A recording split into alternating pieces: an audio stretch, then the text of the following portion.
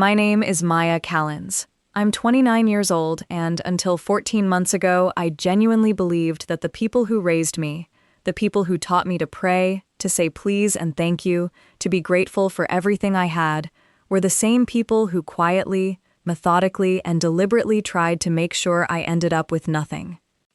Not just nothing financially. Nothing. Like I had never existed. There's a moment I keep coming back to. It was 3 days after my father's funeral. I was sitting in a lawyer's office I had never been to, on a street I didn't recognize, and the woman across from me, someone I had trusted my entire life, slid a single piece of paper across the desk and said, "Sign this, sweetheart. It's just a formality." And something in me, some quiet, tired, grief-soaked part of me, almost did it. I almost signed, but then I remembered something my father told me the last time I saw him. Something so specific, so private, that there's no way on earth anyone else could have known it. Except, she did. She referenced it, casually, like it was nothing. And the only way she could know is if she was there. But I've never told anyone this. If you're watching this right now, I need you to drop a comment below. Tell me your location and your local time. I want to know who's here with me for this, because what I'm about to tell you took me over a year to be ready to say out loud, and I don't want to say it alone. Like this video if you believe family can betray you, because after today, you'll understand why I had to ask. My father's name was Robert Callens. He was 63 when he died. Lung cancer, stage 4, diagnosed in February and gone by October, which means we had 8 months. 8 months that the people around him used very, very differently than I did. I used them to sit with him. They used them to plan. Let me paint you the picture of that funeral, because I need you to feel it the way I felt it. It was the second week of November. I'm from the Pacific Northwest, so you can imagine.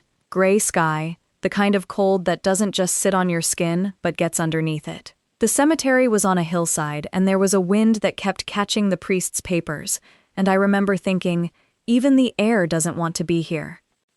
There were maybe 40 people, and standing directly across the grave from me, dressed in black that looked like it had been tailored, which, knowing her, it probably had been, was my stepmother, Diane. Diane had been married to my father for 11 years. She was elegant in the way that only really dangerous people can be, composed, controlled, the kind of woman who smiles at you and makes you feel grateful for it, even when, somewhere in the back of your brain, something small and animal is screaming. I had always felt that screaming. I had always dismissed it. At the graveside, she put her hand on my shoulder and said, "We'll get through this together, Maya. Your father would want us to take care of each other." I believed her. I leaned into that hand. I want you to remember that moment, because we're going to come back to it. Now, my father was not a complicated man about money, which is what made everything that came after so impossible to understand at first. He owned a modest contracting business, a house, and, this is the part that becomes important later, a piece of commercial property outside of town that he'd bought in the late 90s for almost nothing and held on to because, as he used to say, land doesn't lie to you, Maya. People do. I didn't know at the time what that property was worth in 2024. I had no idea. But Diane did. Diane had known for a long time. 3 days after the funeral, she called me and said the family attorney, a man named Gerald Pross, needed to meet with all of us to discuss the estate. I remember getting dressed that morning and being almost grateful for the structure of it. Grief makes you desperate for things to do, and paperwork, somehow, felt like doing something. The office was downtown, small, warm. Gerald Pross was a soft-spoken man in his 60s, with bifocals, and the kind of handshake that makes you feel vaguely like you're being managed. He walked us through what he called the preliminary documents. And then Diane, across the table, same composed smile, reached into her bag and pulled out a separate document. Thick, bound, and slid it to me along with a pen. "It's just a formality, sweetheart." I looked down at that paper, and I felt something I can only describe as a temperature drop, not in the room, but inside me. Like every warm thing I had been holding on to since my father died, just suddenly chilled. I didn't read it. I should have.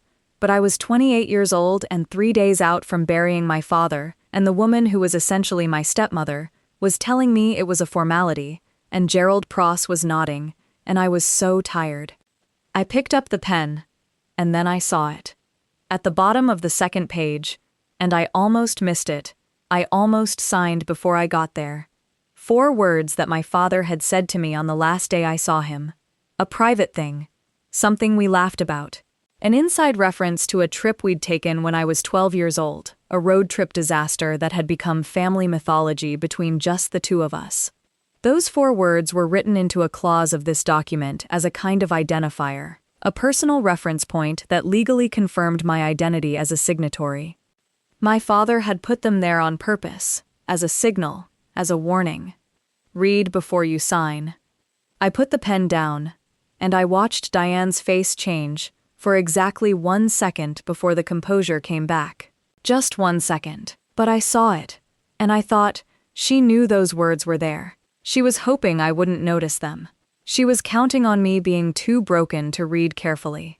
I took the document. I stood up. I said I needed time. I walked out of that office alone, in the cold, with a document I didn't understand, and a locket my father had given me when I was 9 years old, and I stood on the sidewalk in the gray November air. And something that had been sleeping in me for a very long time woke all the way up. I need you to stay with me here because this is where it gets complicated, and it's also where it gets, honestly, almost cinematic in the worst possible way. The document Diane had given me was a deed of relinquishment. It was written to appear like a routine estate administration form, but buried inside it, across 17 pages of legal language, was a clause that would have transferred my rights as a beneficiary of my father's estate to a third-party LLC, an LLC I had never heard of. An LLC I would later discover that Diane had registered 4 months before my father died. 4 months before he died. Now here's what I want you to understand about where I was at this point. I had no money of my own beyond my apartment and my job as a graphic designer, which paid well enough but not lawyer well. I had no family to call. My mother passed when I was 15, I'm an only child, and every extended relative I had was either in Diane's corner or simply absent. I had a grief hangover so severe I was eating cereal for dinner every night and forgetting to turn my lights off. And I had 17 pages of legal language I could not decode. But then I called Priya. Priya Osman had been my best friend since we were 19, sitting next to each other in a typography class at community college, both of us immediately furious at the professor and immediately united by it. She was a paralegal. She was the most methodical human being I had ever met in my life, and when I called her at 11 p.m. and read her the first 3 paragraphs of that document, she said, and I will never forget this, she said, "Maya, do not sign that. Don't even touch it. I'm coming over." She was there in 40 minutes with a yellow legal pad, a highlighter, and a level of focused outrage that honestly saved my life. What Priya found over the next 2 nights would have been remarkable, even if we hadn't been sleep-deprived and scared. The document was designed to look like standard probate paperwork, but it was actually a waiver, specifically a waiver of my rights as a named beneficiary in a trust that I didn't even know existed. My father had a trust. A separate trust, established years before his marriage to Diane, that named me as the primary beneficiary.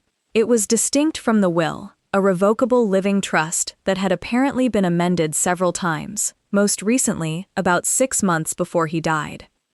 Diane, it appeared, had known about this trust, and she had been working with Gerald Pross, who, critically, was not my father's original attorney but someone Diane had introduced to him in his final year, to get me to sign away my rights to it before I ever knew it existed. Priya looked at me across my kitchen table at 2 in the morning and she said, "Someone needs to find your father's original attorney, the one before Pross."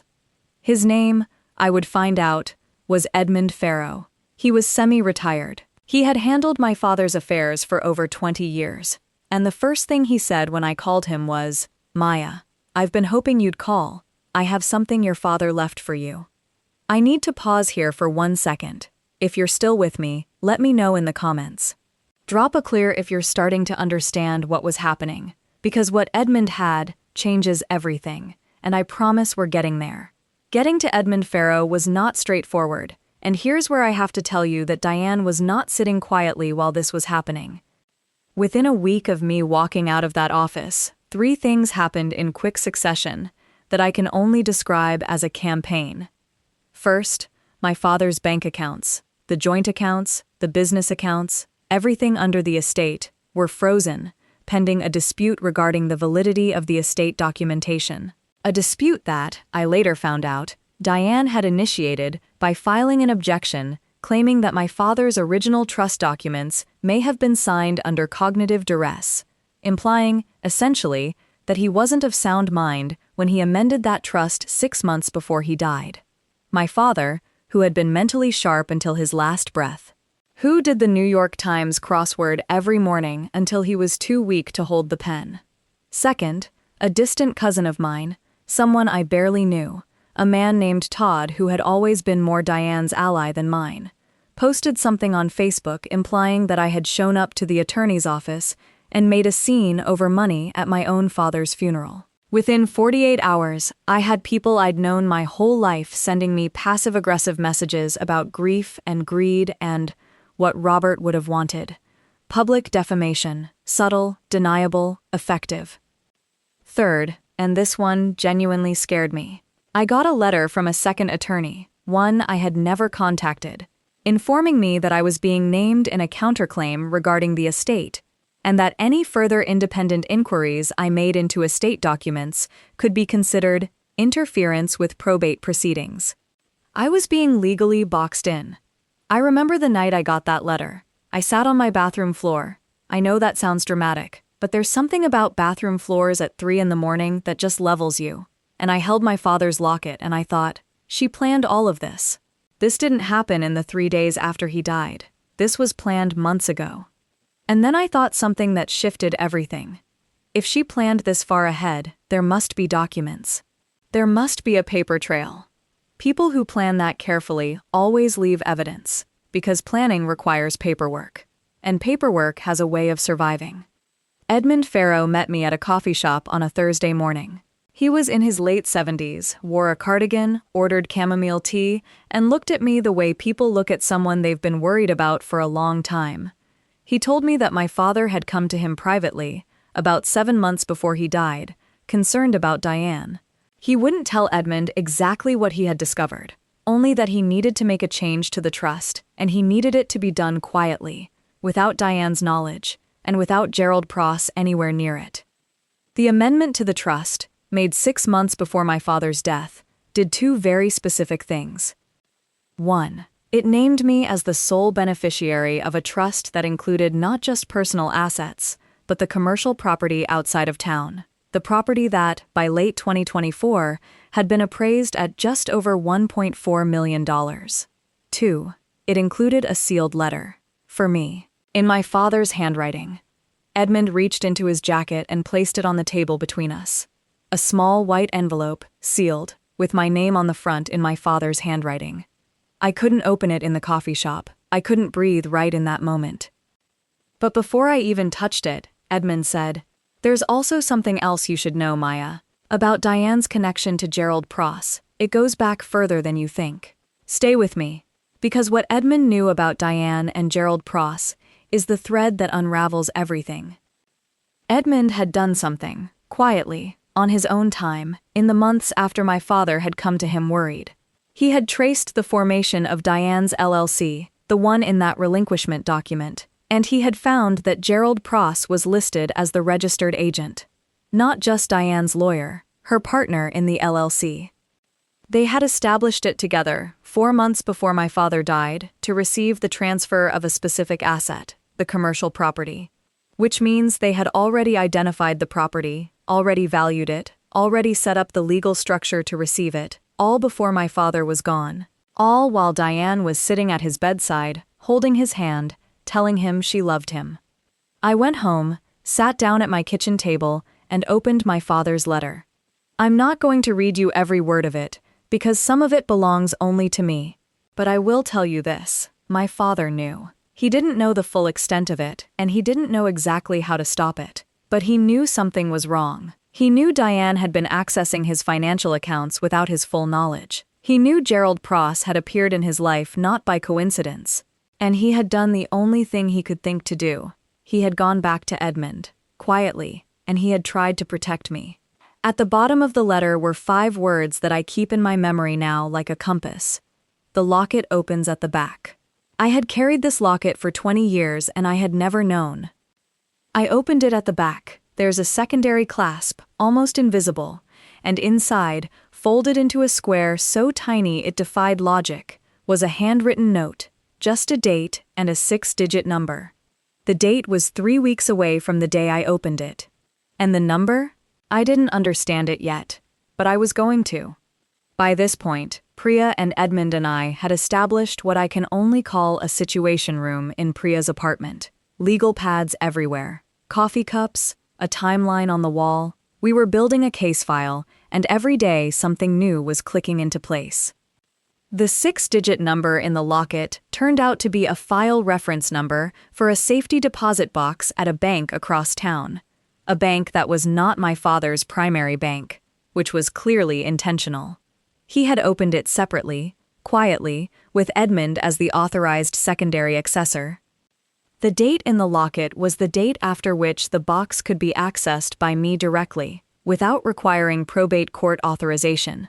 A technical window my father had engineered deliberately, building it into the account terms. He had thought of everything. Even at the end, even dying, he was protecting me.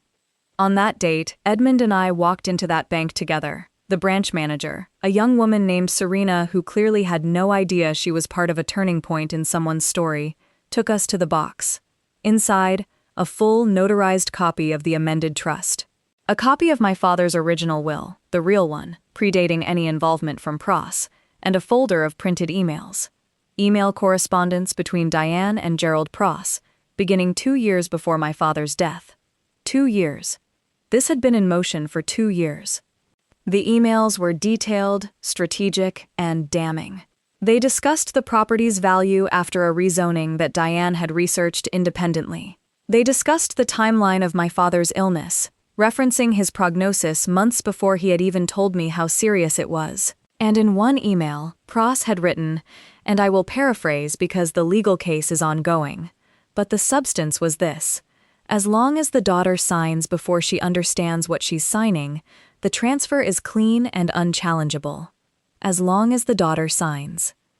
I cannot fully describe what it feels like to see yourself referred to in the third person in a document designed to erase you.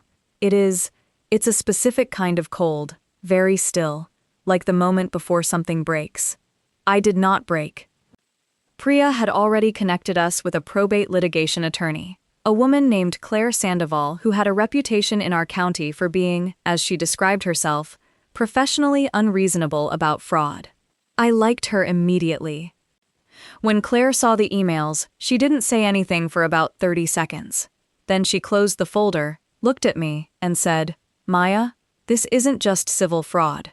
If these emails are authenticated, and I believe they will be, we're looking at potential criminal charges. Conspiracy to commit fraud. Elder financial abuse, possibly more. Elder financial abuse. Because my father, in his final months, had been exactly that. An elderly man in declining health, isolated from his original counsel, deliberately surrounded by people who had already decided what they were going to take from him. Now I need to tell you about the confrontation.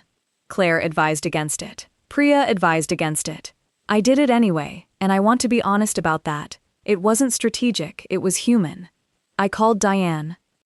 It was an evening in January, cold and clear, and I sat in my car in a parking lot, and I called her, and I let her talk for a while. She was warm, she was concerned, she was asking when I was going to stop fighting this and let us all heal. And then I said, quietly, "Diane, I've been to the safety deposit box." The silence on that line lasted almost 7 seconds. I counted. Then she said, in a voice that had lost every trace of warmth, "You need to talk to a lawyer before you say anything else." "I already have one," I said. "She says hello." I hung up. Within 48 hours, Gerald Pross had filed for an emergency stay of all estate proceedings, citing new documentation disputes, which, translated out of legal language, meant they knew what we had and they were panicking. But panic makes people make mistakes. And Diane, in her panic, made a critical one. She reached out to Edmund Farrow directly, the man she didn't know had been working against her for months, and offered him, in a recorded voicemail that Edmund immediately forwarded to Claire, a resolution fee in exchange for his cooperation in simplifying the estate process. She had just attempted to bribe a witness. Claire filed the following week. The estate dispute, the fraud claim, the elder financial abuse filing, and a separate complaint that triggered a bar review for Gerald Pross, which I won't detail here because it's still active. But what I'll say is, he is no longer practicing. Diane's LLC was frozen. The transfer of the commercial property, the one she and Pross had spent 2 years engineering, was reversed. And the amended trust, my father's real final wishes, was formally validated by the probate court on a gray Thursday morning in March. I sat in that courtroom and I held the locket in my hand, and I thought about my father sitting across from Edmund Farrow sometime in the spring of the year he died, sick and frightened and still sharp enough to fold a piece of paper into something smaller than a thumbnail and tuck it somewhere he knew I'd eventually open, because he'd given me that locket and he knew me, and I thought, he fought for me even while he was dying. And the least I could do was fight back. So here's where things stand today. And I want to be honest with you about what resolution actually looks like, because it isn't a movie ending. The criminal investigation into Diane and Gerald Pross is ongoing. I can't speak to the details. What I can tell you is that the civil case resolved in my favor. The commercial property is mine. My father's real estate, his business assets, all of it. Distributed as he actually intended, as the man he actually was intended it. Not the version of him that Diane had been quietly trying to overwrite for 2 years. I sold the commercial property. And before you ask, yes, I cried when I signed those papers. Because every time I touch anything connected to it, I hear my father's voice saying, "Land doesn't lie to you, Maya. People do." He was right. He was so right.